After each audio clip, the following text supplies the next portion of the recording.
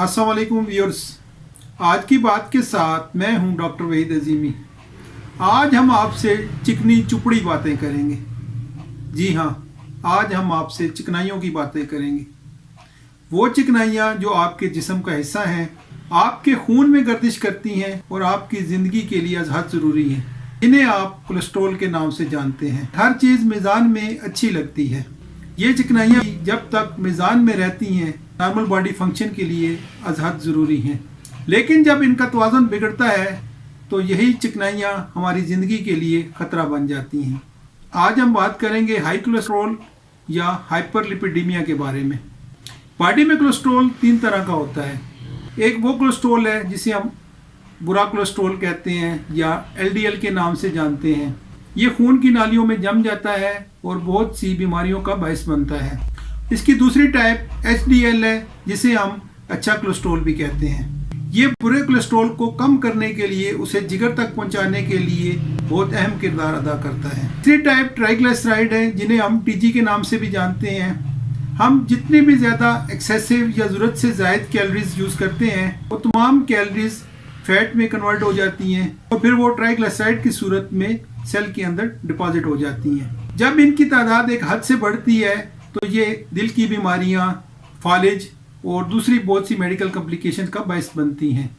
Hyperlipidaemia की अगर हम काजेज़ की बात करें तो इसकी सबसे बड़ी बात डाइटरी हैबिट्स हैं, यानी फास्ट फूड का बहुत ज़्यादा इस्तेमाल, चिकनाई या तली हुई अशिया का बहुत ज़्यादा इस्तेमाल, मीठे मशरूबात स्पेशली कार्बोनेटेड ड्रिंक्स। इसके अलावा स्मोकिंग और अल्कोहल का बहुत ज़्यादा इस्तेमाल भी इसकी एक बहुत बड़ी वजह है।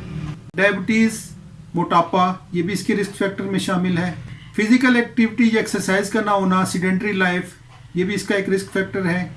इसके अलावा हाइपोथायराइडिज्म जो कि एक मेटाबॉलिक डिसऑर्डर है, इसकी वजह से भी बॉडी में कोलेस्ट्रॉल की मिकदार बढ़ सकती है। एहतियाती तदाबीर की अगर हम बात करें, कोशिश करें कि लाइफ मॉडिफिकेशन करें, फास्ट फूड, तली हुई चीज़ें और ज़्यादा चिकनाई वाली चीज़ों से परहेज़ करें। ग़िज़ा में फ्रूट एंड वेजिटेबल्स का इस्तेमाल करें, दलिया इस्तेमाल करें, मछली का इस्तेमाल करें, ओलिव ऑयल को अपनी खुराक का हिस्सा बनाएं। अपनी खुराक में हाई फाइबर डाइट इस्तेमाल करें। नमक और चीनी का इस्तेमाल बहुत महदूद करें।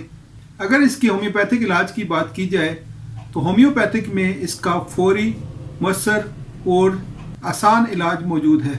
आज हम आपके साथ इसका क्लिनिकल एक्सपीरियंस शेयर करेंगे जो कि हमारे क्लिनिक का खास और आजमूदा फार्मूला है। आपने होम्योपैथिक मेडिसिन पल्साटिला 30 और एलियम स्टाइवा 30 इस्तेमाल करनी है। इन दोनों मेडिसिन के 3 कतरे आधा कप पानी में मिलाकर आपने सुबह, दोपहर, शाम पीने हैं। एक मेडिसिन आपने खाने से पहले पीनी है और एक मेडिसिन आपने खाने के बाद पीनी है। तकरीबन 1 माह बाद आप अपनी मर्जी की लैब से टेस्ट करवाएं। अगर साथ इसके प्रॉपर परहेज करते हैं तो बेशक 15 दिन के बाद आप अपना टेस्ट करवाएं और मुतमिन होने की सूरत में हमें भी अपनी दुआओं में याद रखिएगा। अपना और अपने प्यारों की सेहत का बहुत ख्याल रखिए। शुक्रिया।